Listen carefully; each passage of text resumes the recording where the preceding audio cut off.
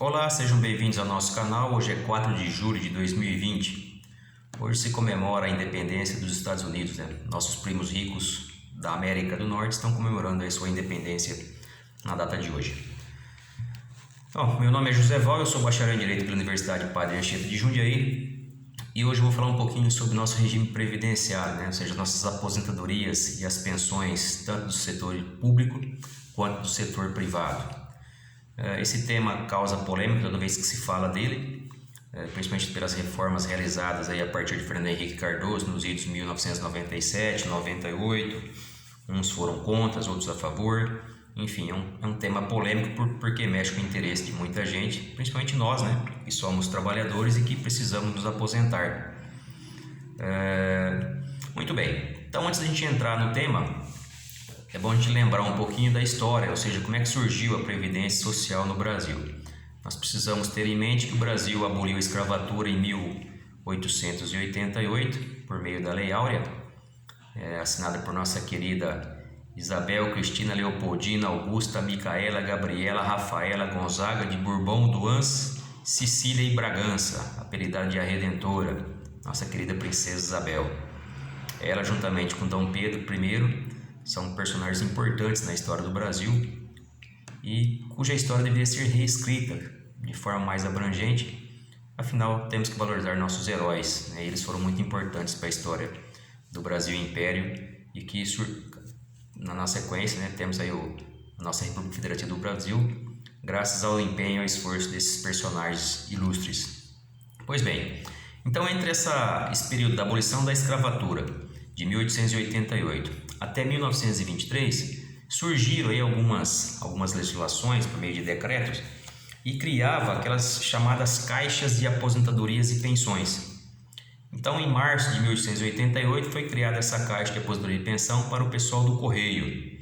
Depois teve a Lei 3397 também de 1888, que criou a Caixa de Socorros em cada uma das estradas de ferro do Império. Depois, na sequência, teve algumas outras criações de caixas, né? Por exemplo, em 1911, o Decreto 9284 criou a Caixa de Pensões dos Operários da Casa da Moeda. E assim sucessivamente, né, várias caixas foram criadas aí ao longo desse período, entre 1888 até 1923, quando então surgiu o Decreto 4682, de 24 de janeiro de 1923, Esse decreto ficou conhecido como a Lei Eloy Chaves, que determinou a criação de uma caixa de aposentadoria e pensões para todos os empregados das empresas ferroviárias no Brasil. Então essa lei é considerado o marco regulatório da Previdência Social no Brasil, foi o embrião do que nós temos hoje como Previdência Social. A partir de 1933, foram criados alguns institutos de aposentadorias e pensões, os chamados IAP. Então, qual que é a diferença entre a Caixa e o Instituto de Aposentadoria e Pensão? As caixas, elas cuidavam das aposentadorias dos empregados de uma empresa. Uma empresa específica, Correios, por exemplo, tinha a Caixa dos Correios. Já os institutos de aposentadorias e pensões, eles beneficiavam uma categoria profissional inteira, né? Não era de uma única empresa. Então, a título de exemplo, eu cito aqui o Instituto de Aposentadoria e Pensões dos Marítimos, né, que é o IAPM, Instituto de Aposentadoria e Pensões dos Comerciários, que é o IAPC, Instituto de Aposentadoria e Pensões dos Industriários, que é o IAPI. Então, os mais antigos, aí alguns chegaram a conhecer alguém que era aposentado pelo IAPI, e para o Estado tinha lá o Instituto de Aposentadoria e Assistência aos Servidores do Estado de São Paulo, que é o IPASE, de 1938. Então, entre 1923 e 1960 foram criados alguns institutos de aposentadoria e pensões.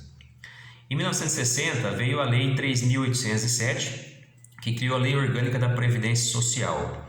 O que essa lei fez? Ela unificou as regras das caixas de aposentadorias e pensões com as regras do Instituto de Aposentadoria e Pensão, os IAPs. Então ficou uma coisa só, uma regra só, independentemente de ser caixa ou ser IAP.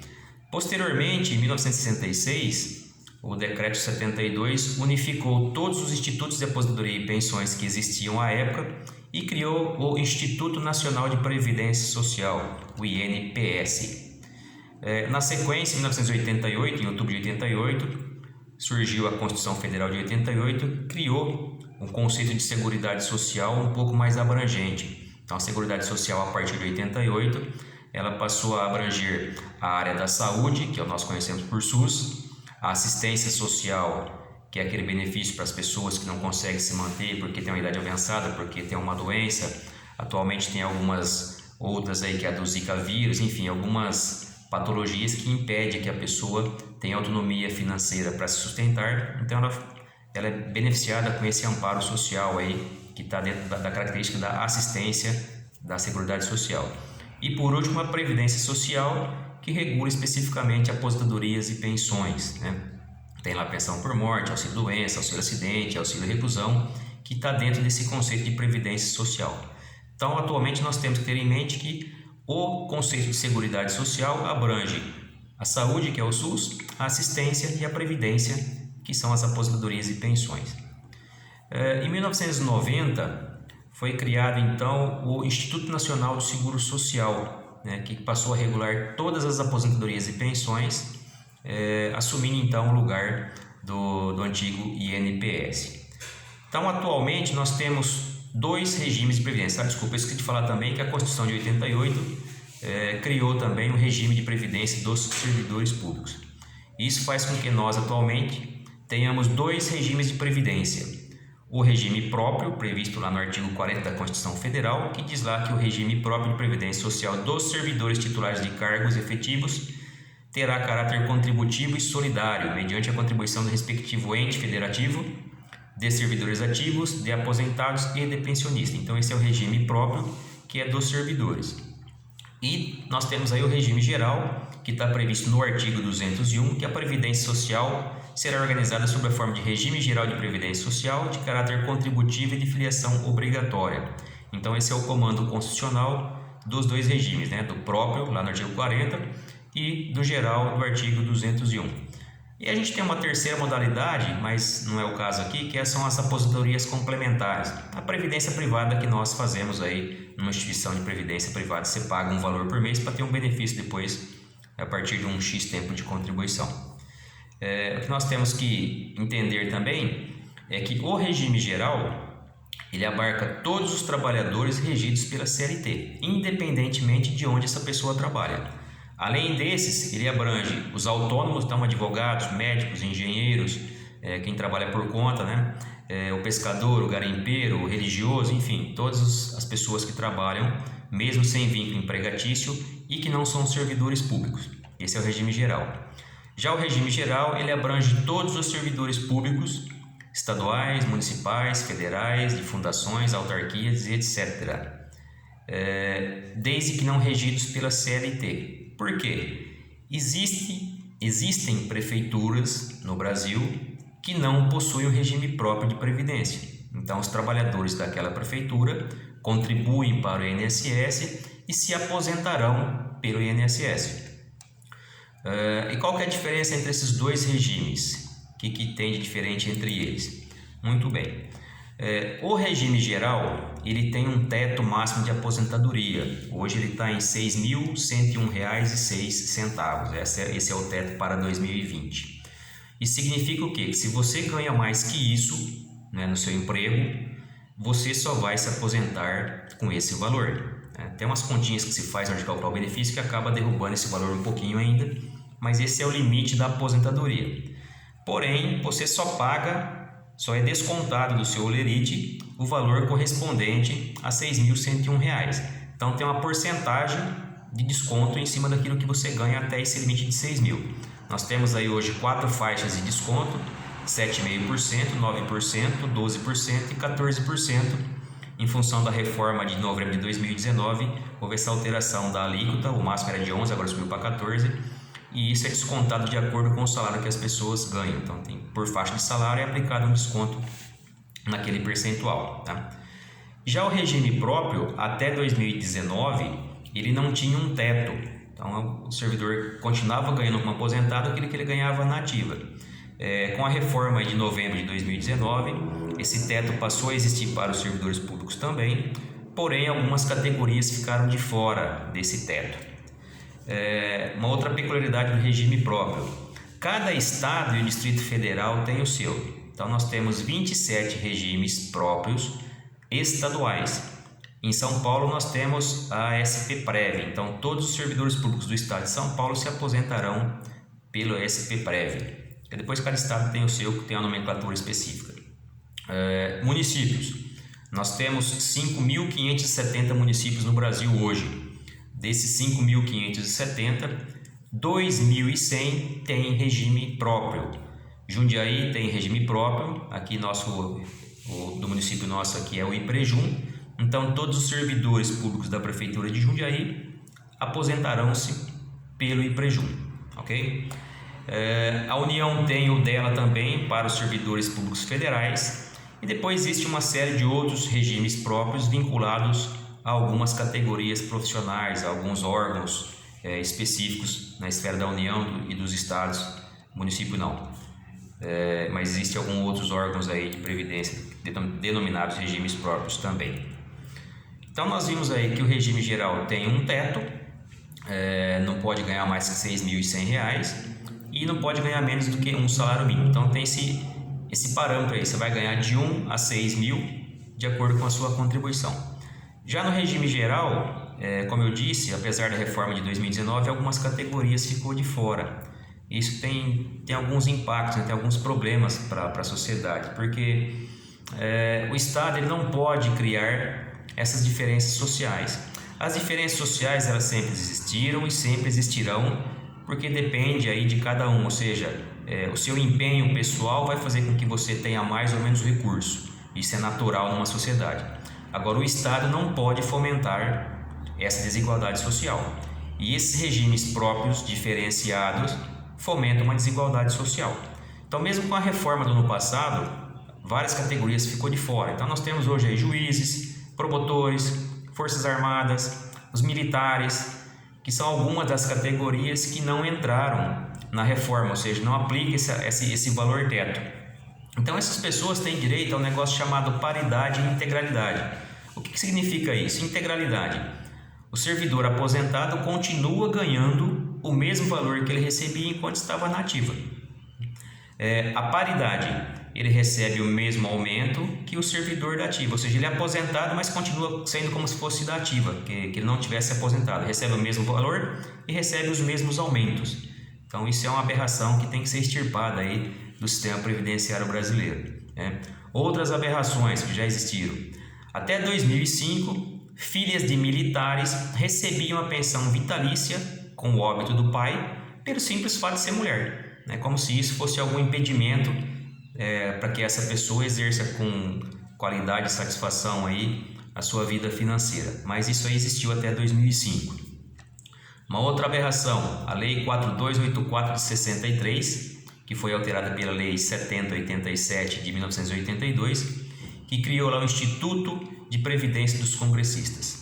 Então, nossos ilustres deputados e senadores têm um regime diferenciado, porque eles são pessoas iluminadas e merecem ter um regime diferenciado.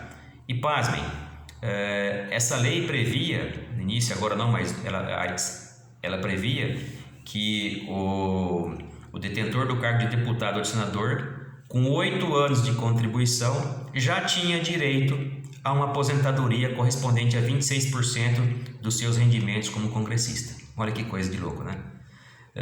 E o pior, por exemplo, o deputado, o mandato dele é de 4 anos.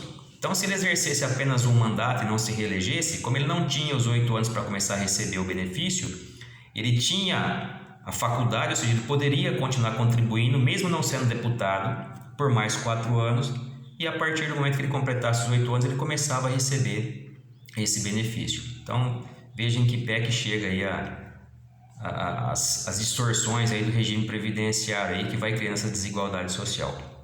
Muito bem. Então, apesar de todos os avanços aí dessas alterações que tivemos aí ao longo do período, né, 97, 98, 2001 teve uma alteração, 2003 teve outra, a principal delas foi agora em 2019, em novembro de 2019, uma grande mudança ficou para trás, não foi feita, talvez nunca seja realizado se nós não fizermos a nossa pressão enquanto eleitor, cobrar nossos deputados, nossos senadores, fazer pressão para que isso aconteça. Qual seria essa alteração que, na minha ótica, seria conveniente e necessária para acabar com a desigualdade social, minimizar, na verdade, a desigualdade social e ser um critério mais justo, né? Precisaria extinguir todos os regimes próprios existentes no Brasil e migrar todo mundo para o INSS. Então, todos contribuiriam e se aposentariam por uma única regra e por um único órgão de previdência social, que é o Instituto Nacional de Seguridade Social, independentemente do cargo que essa pessoa exerceu ou que ela fez durante a vida profissional dela. Precisaria também elevar o teto da Previdência Social, que hoje está em R$6.000, talvez se duplicasse o valor desse teto aí para ter uma aposentadoria um pouco mais digna para aqueles que estão acostumados com um salário um pouquinho maior. Queixas que poderão surgir, né?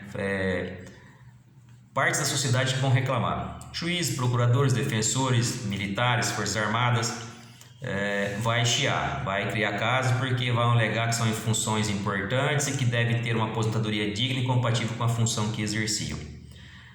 A queixa, ela é justa, mas não tem argumento pelo seguinte, né? O que a sociedade tem que entender, o que nós temos que entender enquanto ser humano, enquanto cidadão, função não se aposenta.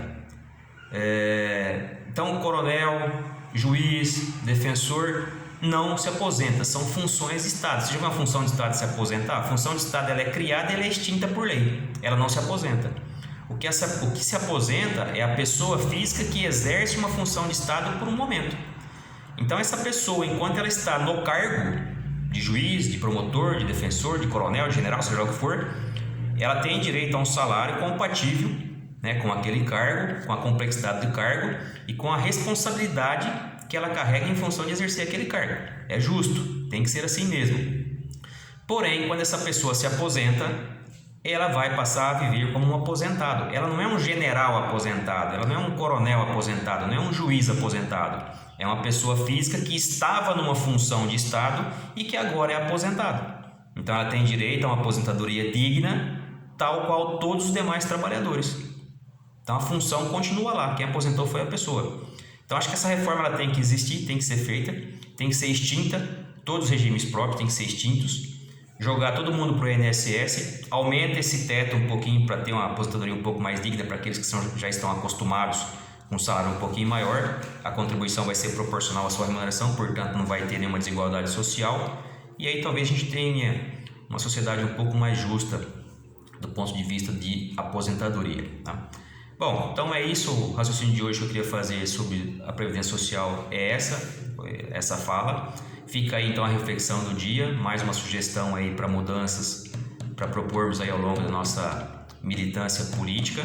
E muito obrigado a todos e até o próximo vídeo.